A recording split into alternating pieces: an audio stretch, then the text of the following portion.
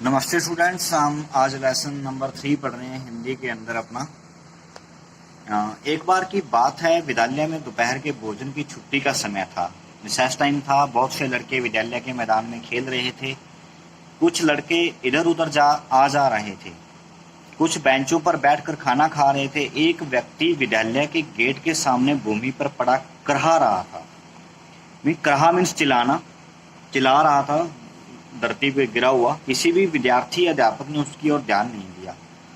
सभी अपनी धुन में मगन थे। अपनी धुन में मीन्स अपनी ही दुनिया में खोए रहना। अचानक नमन की दृष्टि उस पर पड़ी। नमन एक लड़के का नाम है। दृष्टि का मीन्स उसने देखा उसको। उसने उस आदमी को देखा, वह उसके निकट गया। निकट का मीन्स पास होता है। उस आदमी का पूरा शरीर जवर में तप रहा था। जवर का मीन्स होता है बुखार। उसने नमन से पीने के लिए पानी मांगा। नमन तुरंत पानी लेकर आया और उसे पिलाया। बीमार आदमी ने पानी पिया और फिर से भूमि पर लेट गया। नमन वापस जाने लगा, परंतु अचानक उसके कदम रुक गए। उसने मन ही मन सोचा कि यदि उसने उस बीमार आदमी को वहीं पड़े रहने दिया तो हो सकता है वह मर ही जाए। यही सोचकर पुनः मुड़ा और एक रिक्शे वाले की मदद से उस बीमार आदमी को अपने पारिवारिक डॉक्टर आनंद के पास ले गया। जब काफी देर तक, पारिवारिक डॉक्टर का मतलब होता है जो अपने फैमिली डॉक्टर होते हैं, जो हमारे घर में आते हैं देखने के लिए हमें। जब काफी देर तक नमन कक्षा में नहीं पहुंचा तो उसके कक्षा अध्यापक ने उसके इस तरह एकाएक गायब हो जाने की सूचना प्रधानाचार्य जी को दे दी। प्रधानाचार्य जी ने उसे आसपास के सभी स्थानों पर तलाश करवाया, ढूंढा उसे। जब नमन कहीं भी नहीं मिला तो इस बात की सूचना फोन द्वारा तुरंत नमन के पिता को दी।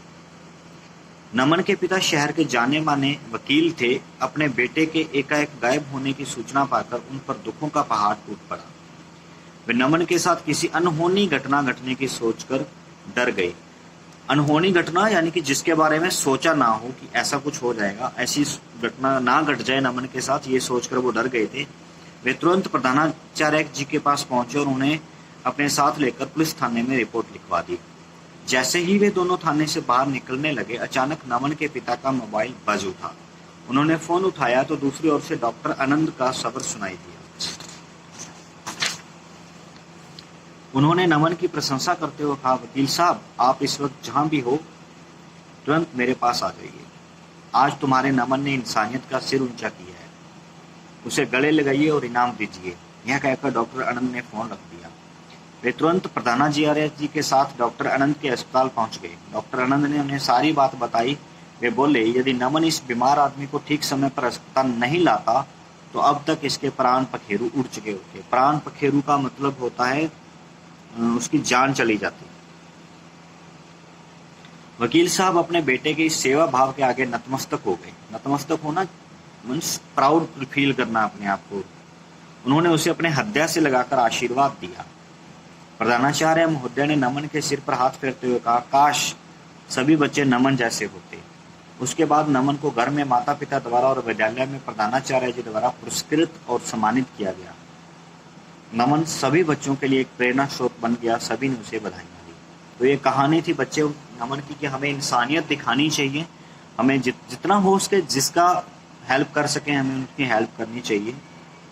तो आगे ये कुछ आपके लिए वर्ड मीनिंग दी हुए हैं। ये आपको नोटबुक में सबसे पहले लेसन का नाम लिखना है, फिर वर्ड मीनिंग करने हैं। 4 ये 4 8 3 और 11 ये वर्ड मीनिंग है। उसके बाद में आपके लिए मौखिक प्रश्न है और फिर कलम से। मौखिक प्रश्न सारे आपको नोटबुक में लिखने हैं, कलम से वाले भी सारे आपको नोटबुक में लिखने हैं। रिक्त स्थान आपको यहीं फिल करने हैं। उसके बाद समानार्थ वाले शब्द, शब्दों का बहुवचन रूप, ये सब आपको बुक में करना है। यानी कि जो एक्टिविटी आप बुक में कर सकते हो वो बुक में करिए और जो आप नहीं कर सकते वो नोटबुक में करनी है। Thank you. बाकी इसकी एक्सरसाइज मैं कल एक्सप्लेन करूंगा। Thank you.